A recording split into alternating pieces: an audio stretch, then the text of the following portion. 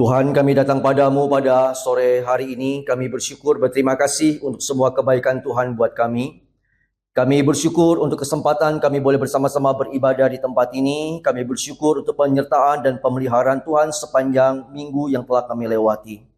Tuhan, kami memuji Engkau, kami menyembah Engkau. Dan sekarang kami ingin bersama-sama mendengarkan dan merenungkan firman-Mu. Berbicaralah kepada kami, bukalah hati kami dan pikiran kami, supaya kami boleh mengerti firman Tuhan. Dan bersihkan hati kami dari segala hal yang jahat, agar kami boleh menyimpan firman-Mu dalam hati kami, dan biar firman itu boleh bertumbuh, berbuah dalam hidup kami, boleh meneguhkan kami, boleh menghibur, boleh mendidik kami. Kami berdoa kiranya Tuhan tolong berikan kami konsentrasi yang baik untuk boleh mendengar pemberitaan firman-Mu dan merenungkannya. Dan tolong hamba-Mu yang penuh dengan kelemahan dan keterbatasan ini, kiranya Tuhan pun berkenan memakai dia menjadi saluran firman-Mu. Dan berbicaralah kepada kami semua ya Tuhan, sebab kami telah siap untuk mendengar. Dalam nama Yesus Kristus kami berdoa dan kami bersyukur. Amin. Amin. Shalom, selamat sore Bapak Ibu. Jemaat yang dikasih Tuhan, senang hari ini kita bisa bertemu kembali di tempat ini. Oke, saudara yang dikasih Tuhan, hari ini kita akan merenungkan satu tema, bertahan dalam panggilan, bukan dalam kenyamanan. Saya ingin mengajak kita membaca dua bagian firman Tuhan sebetulnya, tapi tadi yang bagian pertama dari 1 Korintus 15 ayat 58, tadi kita sudah baca ayat itu di dalam ayat petunjuk hidup baru. Dan saya sekarang ingin mengajak kita membaca satu bagian lagi dari surat Ibrani pasal yang ke-10. Surat Ibrani pasal yang ke-10 ayat yang ke-31 sampai dengan ayat yang terakhir, ayat yang ke-39. Demikian bunyi firman Tuhan, saya akan bacakan untuk kita sekalian. Silakan Bapak Ibu menyimaknya di Alkitabnya masing-masing. Saya mulai ayat 32 saja. Ingatlah akan masa lalu, sesudah kamu menerima terang, kamu banyak menderita oleh karena kamu bertahan dalam perjuangan yang berat. Baik waktu kamu dijadikan tontonan oleh cercaan dan penderitaan, maupun waktu kamu mengambil bagian dalam penderitaan mereka yang diperlakukan sedemikian. Memang kamu telah turut mengambil bagian dalam penderitaan orang-orang hukuman. Dan ketika harta kamu dirampas, kamu menerima hal itu dengan sukacita. Sebab kamu tahu bahwa kamu memiliki harta yang lebih baik dan yang lebih menetap sifatnya. Sebab itu janganlah kamu melepaskan kepercayaanmu karena besar upah yang menantinya. Sebab kamu memerlukan ketekunan supaya sesudah kamu melakukan kehendak Allah, kamu memperoleh apa yang dijanjikan itu. Sebab sedikit, bahkan sangat sedikit waktu lagi, dan Ia yang akan datang sudah akan ada, tanpa menangguhkan kedatangannya. Tetapi orangku yang benar akan hidup oleh iman, dan apabila ia mengundurkan diri, maka aku tidak akan berkenan kepadanya. Tetapi kita bukanlah orang-orang yang mengundurkan diri dan binasa, tetapi orang-orang yang percaya dan yang beroleh hidup. Ayat 39 kita baca sekali lagi, 2, 3. Tetapi kita bukanlah orang-orang yang mengundurkan diri dan binasa, tetapi orang-orang yang percaya dan yang beroleh hidup. Bapak Ibu saudaraku yang dikasih oleh Tuhan, pernahkah kita berpikir atau kita merasa lelah? Saudara, pernahkah saudara merasa lelah dalam hidup saudara?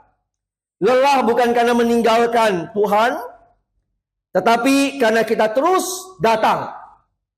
Kita merasa lelah bukan karena kita meninggalkan Tuhan, tapi kita merasa lelah karena kita melayani. Terus berdoa. Namun kita merasa bahwa hidup kita ini tidak semakin ringan. Saudara, kita datang beribadah, kita masih berdoa, kita masih melayani, tapi dalam hati kecil kita berkata, atau mungkin terlintas dalam pikiran kita, Tuhan, apakah harus seberat ini? Apakah harus seberat ini? Saya harus menjalani kehidupan saya sebagai orang yang beriman, orang yang mengikuti panggilan Tuhan. Saudaraku yang dikasih oleh Tuhan, di titik ini sebetulnya kita tidak sedang ingin meninggalkan iman kita. Kita mungkin hanya ingin hidup sedikit lebih nyaman dalam mengikut Tuhan, dalam mengiring Tuhan. Kita hanya ingin kalau boleh sedikit bebannya ringan, hidupnya jauh lebih aman atau lebih nyaman. Dan kita tidak bermaksud untuk meninggalkan Tuhan sama sekali. Saudara, dan secara diam-diam mungkin kita akan bertanya dalam pikiran kita atau dalam hati kita. Boleh tolong dilanjutkan slide saya. Apakah aku akan bertahan dalam panggilan? Ataukah aku akan memilih mundur demi kenyamanan?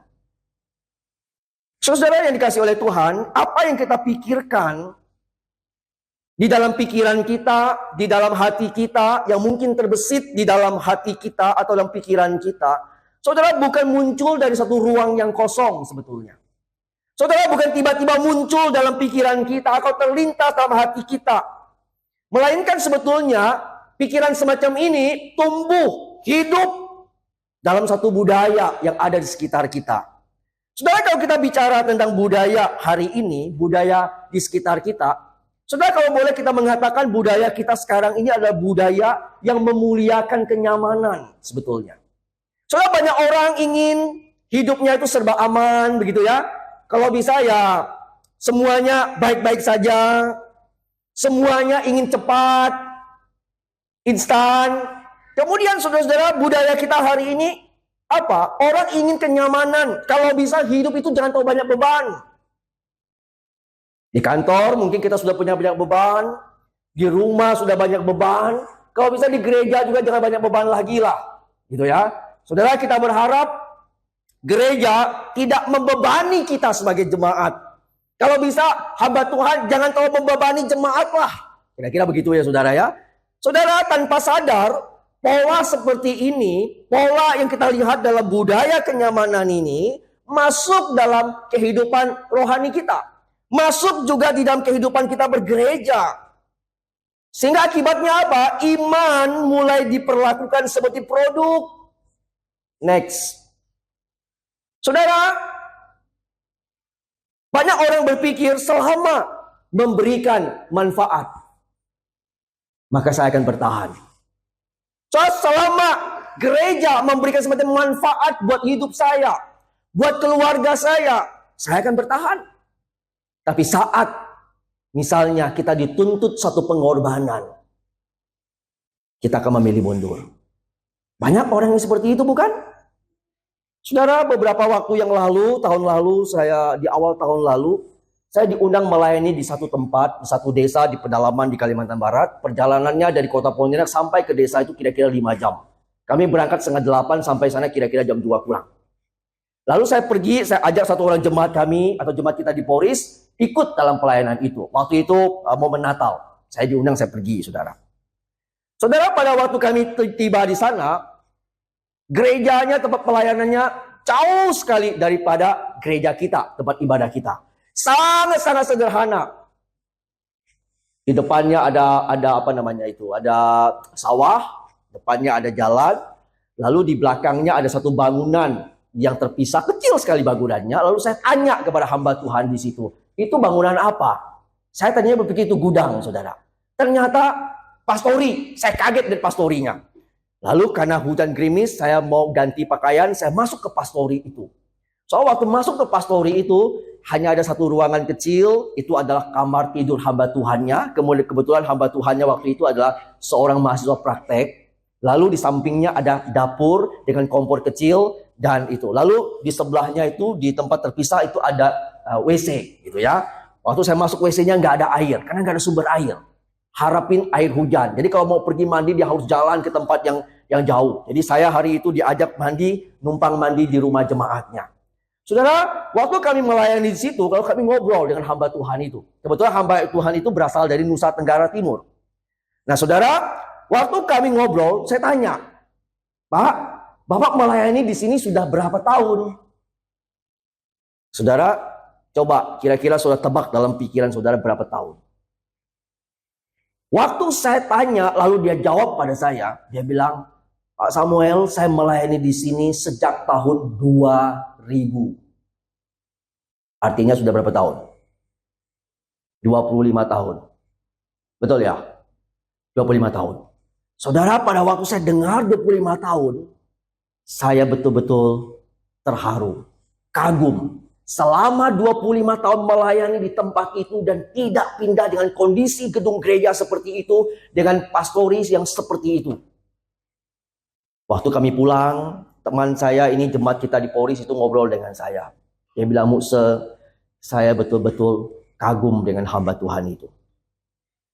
Kalau saya pasti sudah angkat koper dan melangkah keluar entah kemana.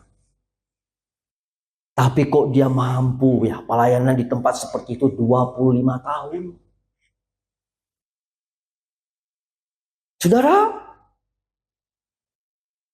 ketika kita melihat budaya hari ini, ada banyak orang yang menuntut kenyamanan, dipengaruhi oleh budaya kenyamanan. Tapi kita melihat ada orang yang masih setia meskipun tidak ada kenyamanan di sana. Dengan fasilitas yang sangat minim. Hanya untuk mentaati pimpinan Tuhan. Hanya untuk taat kepada panggilan Tuhan sebagai hamba Tuhan yang diutus untuk melayani Tuhan. Wow, bagi saya itu sesuatu hal yang luar biasa, bukan? Satu pengorbanan yang luar biasa. Saudara-saudaraku yang dikasih oleh Tuhan, kalau kita melihat ada banyak orang yang selalu memilih kenyamanan. Saya ingat beberapa waktu yang lalu, waktu saya masih pelayanan di Kalimantan, saudara, ada seorang oma-oma. Lalu oma-oma ini ketemu dengan saya, dia tahu saya hamba Tuhan, lalu kami berkenalan, lalu kami bercerita, saya tanya dengan dia, apakah dia seorang yang sudah mengenal Tuhan. Dia bilang, saya sudah kenal Tuhan sudah lama, tapi sekarang saya jarang ke gereja, akhirnya saya ajak dia ke gereja kami. Saudara tahu apa yang ditanyakan yang pertama dengan saya? Dia tanya, Pak Samuel, kalau saya mati nanti mau nggak Pak Samuel nguburin saya? Saya bilang, pasti dikuburin. Nah, yang menarik pertanyaan kedua, kalau boleh saya itu, kira-kira kuburnya di mana? Nah, ini sudah bisa tempat. Dia bilang, saya nggak mau itu di tempat yang jauh itu katanya. Ada satu tempat pemakaman oikumene buat umat Kristen, jauh sekali dari kota. Dia bilang, saya nggak mau. Dia masih hidup, dia pengen tahu nanti kalau dia sudah meninggal kira-kira akan ditanam di mana, dimakamkan di mana. Bayangkan saudara. Terus dia tanya lagi yang kedua, Pak Samuel, kalau saya ke gereja Pak Samuel, kira-kira bagaimana? Ya saya datang aja ibadah. Lalu dia ngomong satu kalimat, kalau di gereja itu Pak, setiap kali pulang selalu dapat satu dus Indomie. Dapat roti, dapat air minum dan sebagainya. Waduh, saya bilang di gereja saya nggak ada. Saudaraku yang dikasih oleh Tuhan, seringkali kita melihat ada begitu banyak orang yang selalu menuntut fasilitas, menuntut kenyamanan. Selama gereja memberikan manfaat yang baik bagi dia, dia akan bertahan. Tapi selama gereja sudah tidak lagi bisa memberikan kepada dia sesuatu, dalam tanda kutip ya, manfaat bagi dia yang dia bisa dapatkan. Bahkan kalau gereja menuntut pengorbanan dia sebagai orang yang beriman, dan menjadi seorang yang sungguh-sungguh mau mengikut Tuhan, sudah perlahan-lahan dia akan mundur. Perlahan-lahan dia akan mundur. Ini budaya kita. Dan realitasnya apa saudaraku? Yang seringkali kita temui dalam kehidupan iman kita. Next. Banyak orang percaya mundur. Bukan karena mereka kehilangan iman mereka kepada Tuhan. Tapi mereka kehilangan relasi mereka sebetulnya. Saudara, ada banyak orang Kristen yang mundur. Bukan karena mereka sudah kehilangan iman. Tapi hanya karena relasi mereka hilang. Saudaraku yang dikasih oleh Tuhan, saya bertemu dengan banyak orang yang sudah tidak lagi mau ke gereja. Tidak mau lagi beribadah kepada Tuhan. Tidak lagi mau melayani Tuhan. Tapi mereka mengatakan mereka adalah masih orang percaya sama Tuhan. Kami masih orang Kristen kok. KTP kami belum berubah. Kami masih orang yang percaya pada Yesus sebagai Tuhan dan Juru Selamat. Tapi saudara-saudara mereka udah tidak mau datang ke gereja. Mereka bukan kehilangan iman, tapi mereka kehilangan relasi. Saudara, mereka lelah berjalan sendirian. Mereka terluka tanpa ditemani dan kecewa tanpa ruang pemulihan. Dalam kondisi seperti itulah, kenyamanan tampaknya seperti jalan keluar yang paling masuk akal.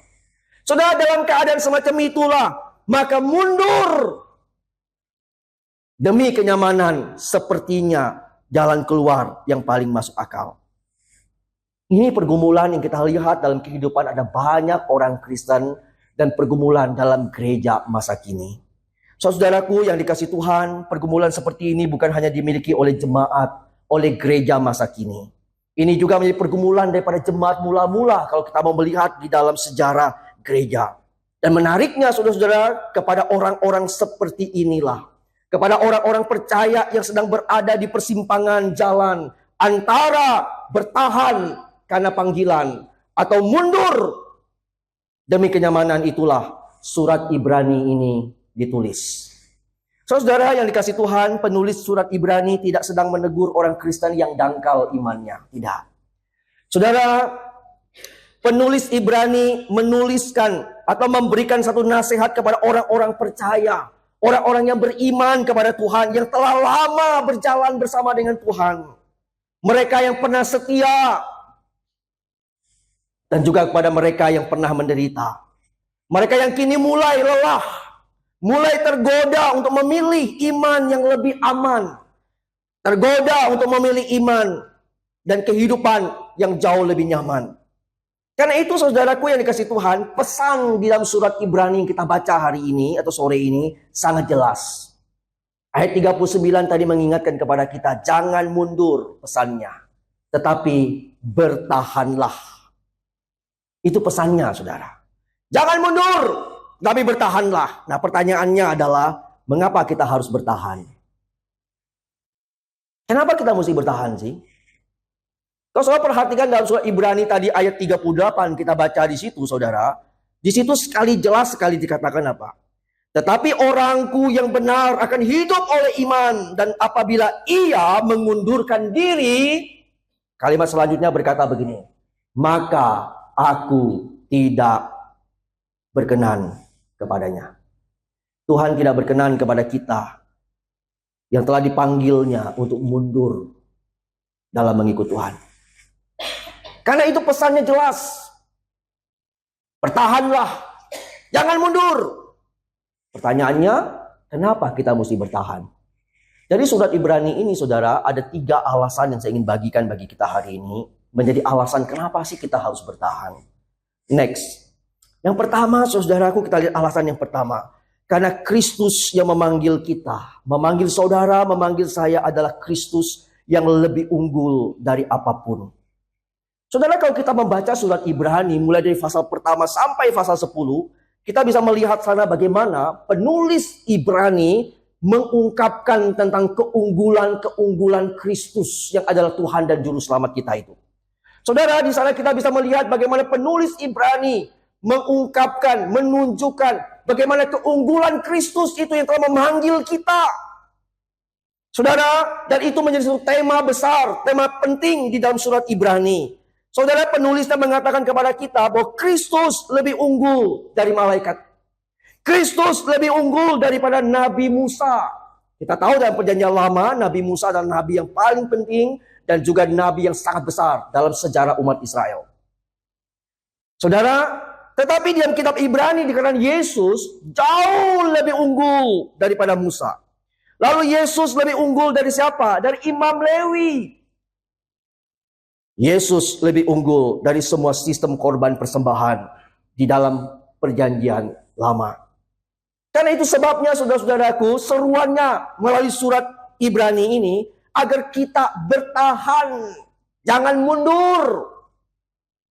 Karena bertahan dalam panggilan untuk mengikut Yesus berarti kita mengakui bahwa tidak ada yang lebih utama, tidak ada yang lebih penting, tidak ada yang lebih unggul daripada Kristus.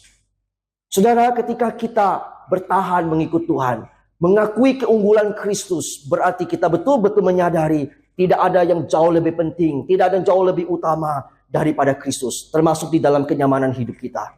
Kalau kita bandingkan dengan Kristus, itu semua tidak ada artinya. Termasuk dengan segala macam prestasi, dengan semua pencapaian kita di dalam pekerjaan, dalam usaha segala macam. Ketika kita bandingkan dengan Kristus, maka tidak ada yang bisa melampaui keunggulan Kristus. Itulah sebabnya menjadi alasan pertama kenapa kita harus bertahan. Saudara, pernahkah kita menyadari siapa Tuhan Yesus yang kita imani itu. Saudara, beberapa banyak di antara kita yang betul-betul menyadari siapa Yesus yang memanggil kita untuk mengikut Dia. Dia adalah satu pribadi yang lebih unggul dari malaikat, dari Musa, dari Imam Lewi, dan juga dari semua sistem korban persembahan di dalam Perjanjian Lama. Yang kedua alasannya, kenapa saudara-saudara kita mesti bertahan dan kita tidak boleh mundur. Next, yang kedua, karena pengorbanan Kristus bagi kita bersifat final. Perhatikan ayat 10 dan ayat 14. Saudara, dalam ayat 10 dikatakan begini, dan karena kehendaknya inilah kita telah dikuduskan satu kali untuk selama-lamanya oleh persembahan tubuh Yesus Kristus. Sebab oleh satu korban saja, ayat 14, Ia telah menyempurnakan untuk selama-lamanya mereka yang Ia kuduskan. So, perhatikan di sini, penulis Ibrani itu memberitahu kepada kita bahwa pengorbanan Kristus telah dikerjakan oleh Kristus dengan tuntas, dengan selesai di atas kayu salib. Dan Kristus telah mengorbankan hidupnya, mengorbankan nyawanya, mengorbankan dirinya sebagai satu persembahan untuk pendamaian bagi kita, demi kita, satu kali untuk selama-lamanya. Sehingga tidak ada lagi, saudaraku, korban alternatif. Tidak ada lagi dan tidak diperlukan lagi korban tambahan. Tidak ada lagi sistem lain yang dapat menyelamatkan, karena Kristus sendiri telah mengerjakan itu dengan tuntas. Karena itu sebabnya bertahan dalam mengikut Tuhan, bertahan dalam panggilannya, bukan sekedar sikap yang pasif. Saudara, bertahan dalam panggilannya untuk mengikut Dia bukan sekedar sikap yang pasif, tetapi respon radikal terhadap salib. Itu adalah wujud daripada respon kita yang paling radikal kepada salib Kristus dan pengorbanannya. Maka apapun situasinya, kita mesti bertahan. Tidak boleh mundur, dan Tuhan tidak berkenan mundur. Karena korban Kristus yang telah final, dan pengorbanan itu terlalu mahal untuk kita bandingkan dengan apapun. Saudaraku yang dikasihi oleh Tuhan, kalau Kristus telah memberikan dirinya, telah memberikan hidupnya sepenuhnya, maka respon iman kita yang setengah-setengah bukanlah respon yang layak bagi Tuhan. Sekali lagi saya beritahu saudara, kalau Kristus telah memberikan seluruh hidupnya bagi kita, bagi saudara dan saya, respon yang setengah-setengah itu adalah bukan respon yang layak bagi Tuhan. Karena coba kita pikirkan dan kita renungkan bagaimana respon kita akan panggilan Tuhan selama ini, saudara.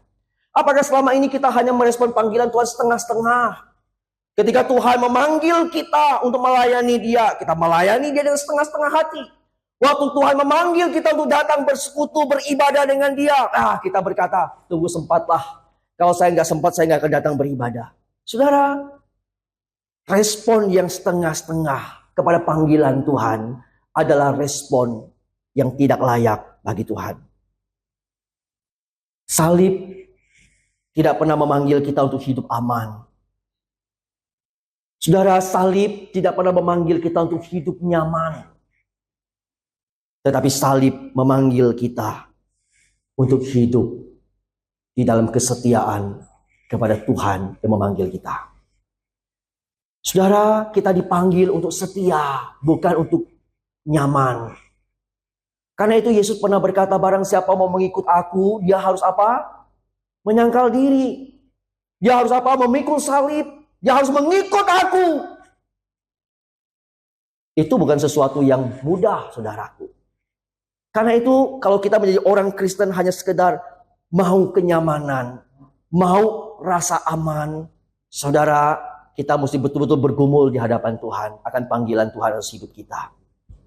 Kalau kita mau meresponi panggilan Tuhan, biarlah kita boleh meresponinya bukan dengan setengah-setengah, tapi kita boleh meresponinya dengan sungguh-sungguh. Apapun yang kita alami, senang, susah, sehat, sakit, atau apapun, kaya atau miskin, kita harus tetap bertahan dalam panggilannya buat hidup kita. Amin.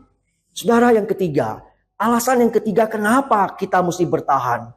Karena mundur berarti kehilangan persekutuan dengan Allah. Next. Saudara-saudaraku yang dikasih Tuhan, perhatikan baik-baik ayat yang ke 19 dan sebagainya, kita bisa perhatikan sana.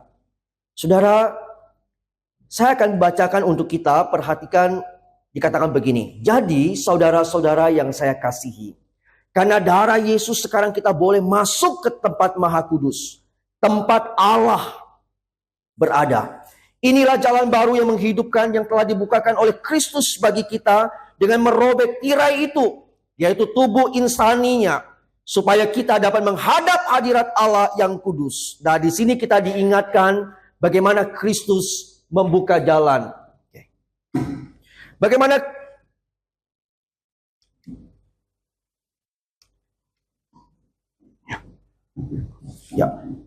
Saudara, bagaimana Kristus membuka jalan bagi kita. Jalan persekutuan kita dengan Bapa yang selama ini mungkin tertutup, yang mungkin terputus oleh karena dosa. Kristus melalui karyanya di kayu salib, dia membuka jalan bagi kita. Melalui darah Kristus itu, dikatakan kita memiliki keberanian untuk masuk ke hadirat Allah, ke hadirat Bapanya.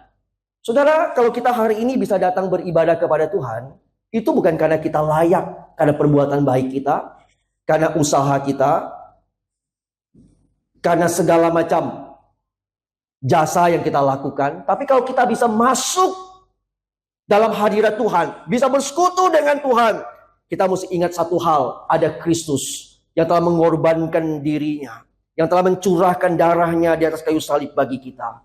Dan melalui darah Kristus itulah hati nurani kita disucikan. Dan kita menjadi umat perjanjian yang baru. Itu sebabnya saudara, bertahan berarti kita tinggal dalam relasi dengan Allah. Pada waktu kita memilih untuk bertahan pada panggilan Tuhan, itu berarti kita tinggal dalam relasi dengan Allah yang begitu mengasihi kita.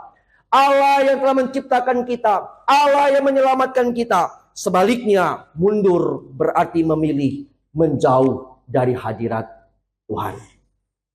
Saudaraku yang dikasih oleh Tuhan, ketika kita milih mundur demi kenyamanan, itu berarti kita memilih menjauh dari hadirat Tuhan. Tapi kalau kita bertahan dalam panggilan kita, itu berarti kita bertahan dalam relasi kita. Kita tinggal dalam relasi dengan Bapa, dengan Allah yang menyelamatkan kita, dengan Bapa yang mencintai kita. Saudaraku yang dikasihi oleh Tuhan, itulah 3 alasan kenapa kita mesti bertahan dalam panggilan kita. Bukan mundur demi kenyamanan kita. Saudara-saudaraku yang dikasihi Tuhan, setelah kita melihat alasan mengapa kita harus bertahan, sekarang saya ingin mengajak kita melihat bagian yang kedua, bagaimana kita bisa bertahan dalam panggilan. Saudara, kalau kita perhatikan, penulis Ibrani tidak berkata, kuatkanlah dirimu, kuatkanlah hatimu untuk bertahan. Tapi saudara-saudara, kita melihat dalam surat Ibrani, dia mengajak kita, mengajak umat Tuhan yang dipanggil oleh Tuhan dalam panggilannya, tinggal dekat dengan Kristus. Mari kita perhatikan ayat 22 sampai 25. Silakan ditampilkan ya. Bisa kebaca nggak? Kalau kebaca kita baca sama-sama ya. Ayat yang ke-22 sampai ayat yang ke-25. Kalau tidak bisa baca di slide, silakan buka Alkitab. Mari kita baca sama-sama ayat 22 sampai ayat yang ke-25. 1, 2, 3. Karena itu, marilah kita menghadap Allah dengan hati yang tulus ikhlas dan keyakinan iman yang teguh. Oleh karena hati kita telah dibersihkan dari hati nurani yang jahat dan tubuh kita telah dibasuh dengan air yang murni. Marilah kita teguh berpegang pada pengakuan tentang pengharapan kita, sebab Ia yang menjanjikannya setia. Dan marilah kita saling memperhatikan supaya kita saling mendorong dalam kasih dan dalam pekerjaan baik. Janganlah kita menjauhkan diri dari pertemuan-pertemuan ibadah kita seperti dibiasakan oleh beberapa orang. Tapi marilah kita saling menasihati dan semakin giat melakukannya menjelang hari Tuhan yang dekat. Saudara, dari sini kita melihat bagaimana kita bisa bertahan dalam panggilan kita. Saudara, di dalam ayat 22 dikatakan di situ, datanglah kepada Allah. Ini bagian yang pertama. Saudara, supaya kita bisa bertahan dalam panggilan kita, datang kepada Allah. Ayat yang ke-23, berpeganglah pada pengharapan. Ayat 25 dikatakan, jangan menjauh daripada persekutuan. Jangan jauh daripada ibadah-ibadah, dari pertemuan-pertemuan. Dengan kata lain, bagaimana caranya supaya kita bisa bertahan dalam panggilan? Dengan menempatkan diri kita di hadapan Kristus. Saudara, bukan dengan usaha kita, kerja keras kita, tapi dengan membawa diri kita ke hadirat Kristus yang telah mati di salib itu, yang telah membuka jalan bagi kita, yang telah menyucikan hati nurani kita, yang sudah menjadikan kita umat perjanjian yang baru. Bawa diri kita, bawa hidup kita ke hadapan Kristus. Saudaraku yang dikasih oleh Tuhan, dengan demikian kita baru bisa bertahan dalam panggilan kita. Tapi kalau kita membawa diri kita semakin jauh daripada hadirat Tuhan, saudara, bagaimana mungkin kita bisa bertahan? Yang ada kita akan semakin mundur. Dan kita tidak akan mungkin bisa bertahan dalam panggilan kita. Saudaraku yang dikasih oleh Tuhan, hari ini saya ingin mengajak kita berhenti sejenak dan merenung sejenak.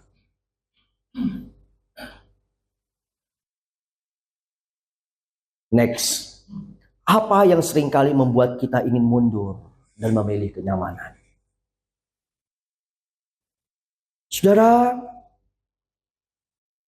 apa sih yang membuat kita seringkali ingin mundur dan kita ingin memilih kenyamanan?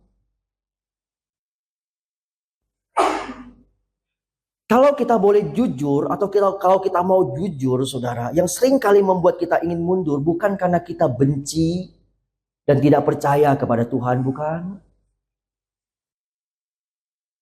So, bukan karena kita udah gak percaya sama Tuhan, sehingga kita memilih mundur dan memilih kenyamanan. Tapi kalau kita mau jujur dengan hati kita, dengan diri kita, bukankah yang seringkali membuat kita ingin mundur dan memilih kenyamanan karena kita merasa lelah? Kita ingin hidup lebih nyaman. Kita ingin hidup lebih aman. Kita lelah melayani, tapi tidak dihargai. Kita lelah karena kita setia datang beribadah, tapi kita merasa masalah hidup kita tidak kunjung selesai. Kita lelah karena kita terus memberi, terus berkorban, tetapi kita merasa sendirian. Saudara, di titik seperti inilah godaan itu muncul.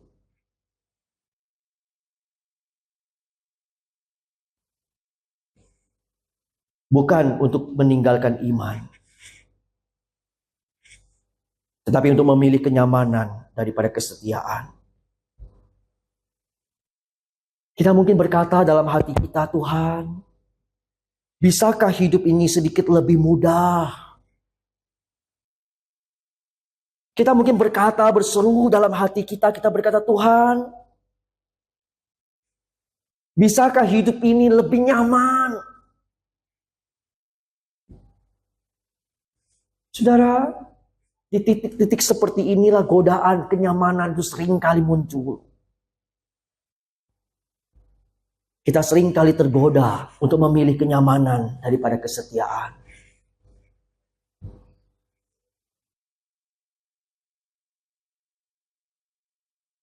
Sekarang mari kita perhatikan, saudara, apa yang dikatakan oleh penulis Ibrani dalam ayat 39.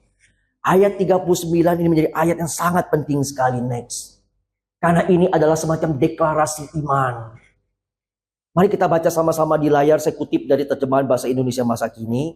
Penulis Ibrani menutup bagian dengan deklarasi iman yang penting untuk kita perhatikan. Baca sama-sama dengan saya 2-3. Kita ini bukanlah umat yang mundur dan sesat. Sebaliknya kita adalah umat yang percaya kepada Allah dan yang diselamatkan. Saudara, Kita adalah umat yang percaya kepada Allah. Amin. Saudara, kita adalah orang yang telah diselamatkan. Amin. Saudaraku yang dikasih Tuhan, ini bukan sekedar perintah, tapi ini deklarasi identitas. Kita diingatkan identitas kita. Kita diingatkan siapa kita. Penulis Ibrani berkata bahwa kita adalah orang-orang yang percaya kepada Tuhan. Kita adalah orang-orang yang dipanggil oleh Tuhan. Kita adalah orang-orang yang beriman kepada Tuhan. Kita adalah orang-orang yang diselamatkan karena anugerah di dalam Kristus Yesus. Itu sebabnya saudaraku, kita bertahan bukan supaya kita menjadi umat Allah. Tapi kita bertahan karena saudara dan saya adalah umat Allah yang telah diselamatkan. Saudara, kita bertahan bukan supaya kita menjadi orang Kristen, menjadi orang yang beriman. Tapi karena kita ada orang-orang yang telah diselamatkan, telah menjadi umat Tuhan. Yang telah dibayar dengan harga yang lunas. Yang telah ditebus dengan darah Kristus itu. Maka kita bertahan. Saudaraku yang dikasih Tuhan, saya ingin menggaris bawahi frasa di dalam ayat ini bagian terakhir. Kita adalah umat yang percaya kepada Allah dan yang telah diselamatkan. Inilah identitas saudara dan saya yang harus kita ingat baik-baik. Pertanyaannya adalah bagaimana kita menjadi umat Allah yang diselamatkan. Pertanyaan ini akan mengarahkan kita kepada salib dan kepada Injil. Saudaraku, ketika kita merenungkan bagaimana kita menjadi umat Allah dan bagaimana kita diselamatkan, ini mengingatkan kita pada satu hal, yaitu Kristus dan apa yang Dia lakukan bagi kita. So pada waktu kita diingatkan identitas kita bahwa kita adalah umat Allah yang diselamatkan, yang kemudian dipanggil, ini mengingatkan kita kepada satu hal, Kristus. Dan semua karyanya dilakukan bagi kita. Next. Saudara, kalau kita melihat Kristus. Kristus tidak memilih kenyamanan. Kristus memilih salib. Saudara, ketika dia diperhadapkan dengan salib. Dia tidak menghindar salib. Dia tidak menolak salib. Tetapi dia justru memilih salib itu. Dan dia menolak kenyamanan. Dia bisa saja menolak salib lalu memilih kenyamanan. Pada waktu dia bergumul di Taman Getsemani, bukan? Tetapi dia tidak memilih kenyamanan itu. Dia justru memilih salib. Saudaraku, di salib Kristus yang lebih unggul, dia tidak mempertahankan kemuliaannya. Tapi dia menyerahkannya sampai mati di kayu salib. Saudara, di salib itu Kristus yang korbannya final.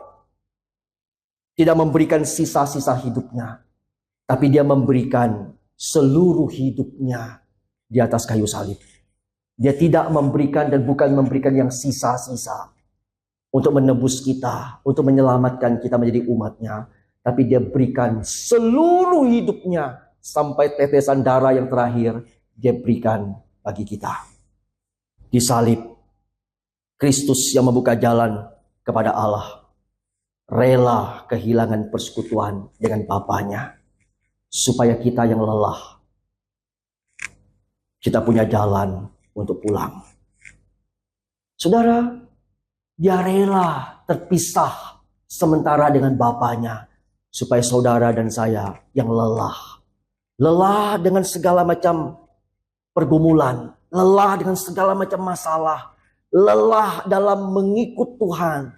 Kita masih punya jalan untuk pulang. Next. Yesus Kristus tidak mundur dari salib. Supaya hari ini, saudara dan saya, kita tidak perlu mundur dari panggilannya.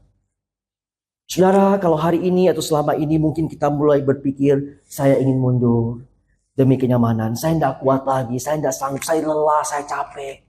Hari ini saya berkata padamu, lihatlah salib, di mana Kristus mati di sana.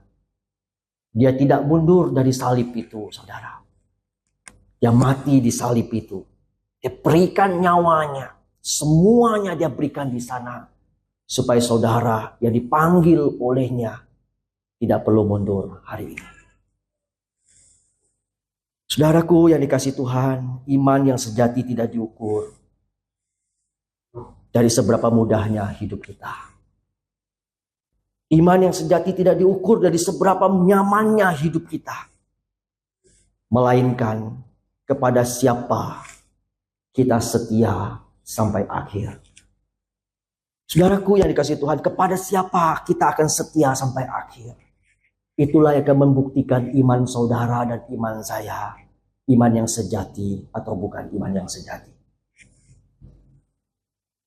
Kiranya Tuhan menolong kita boleh setia kepada Kristus sampai akhir hidup kita. Kita boleh bertahan dalam panggilannya atas hidup kita sampai akhir hidup kita.